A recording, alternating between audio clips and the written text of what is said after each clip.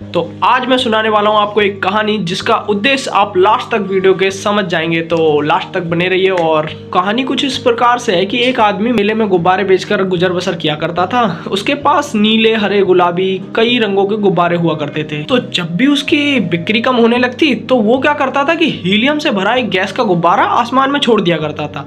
और मेले का समय, और आपको तो पता ही होगा अगर जो भी लोग गाँव में रहते हों और जिन्होंने मेले में देखा हो, तो बच्चे क्या करते हैं कि गुब्बारों को देखकर कि हमें तो वही चाहिए। हमने भी कई बार अपने जीवन में जिद करी है कि गुब्बारे चाहिए। तो इसी प्रकार से वो भी अपने काम को इसी तरीके से अंजाम दिया करता था। तो भाई उसका काम भी बहुत अच्छा चलता रहता था। फिर भी कई बार ऐसा समय आ जाता है कि काम और बिक्री में थोड़ी मंदी आई जाती है। तो उस प्रकार से जब भी ऐसा कुछ दिखाई देता तो वो ऐसा ही काम करता था।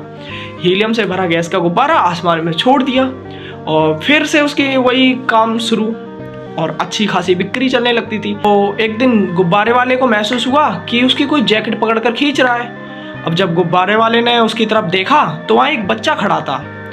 बच्चे ने गुब्बारे वाले से पूछा कि अंकल, क्या इस काले गुब्बारे को आप हवा में छोड़ेंगे तो ये भी उड़ेगा? अब बच्चे का सवाल देखकर गुब्बारे वाले के मन में एक बात उसकी छू गई। तो गुब्बारे वाले ने उसकी तरफ मुड़कर जवाब दिया, बेटे, गुब्बारा अपने रंग की वजह से नहीं, गुब्बारे के अंदर भरी हुई चीज की वजह से उड़ता है। शायद आप मेरी इस गुब्बारे वाली कहानी का उद्देश्य तो समझ ही गए होंगे लास्ट तक, अगर आपने ढंग से सुना हो। और ये ऐसा आपकी लाइफ में भी होता है, जब आपके अंदर की चीजें पॉजिटिव हो तो आप आगे बढ़ने लगते हो। क्यों? क्योंकि आपको हर चीज अच्छी और पॉजिटिव और एक अंदर से शक्ति डेवलप होती है कि जो कि आपको आगे बढ़ाती है। आपको यहाँ से सोचने पर एक अच्छा जवाब मिलता है। अब अगर आप नेगेटिव ऊर्जा में फंसे होते हो तो क्या होता है कि आपकी जो नेगेटिव ऊर्जा है ना, ये आपको करने ही नहीं देती कुछ।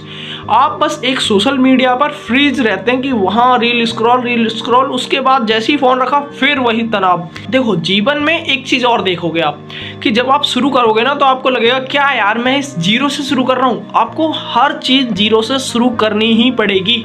वो किस्मत किसी किसी की होती है जिसे आके भीख की तरह मिल जाती है गोद में रखी हुई, नहीं तो हर किसी को जीरो से ही शुरुआत करनी पड़ी है।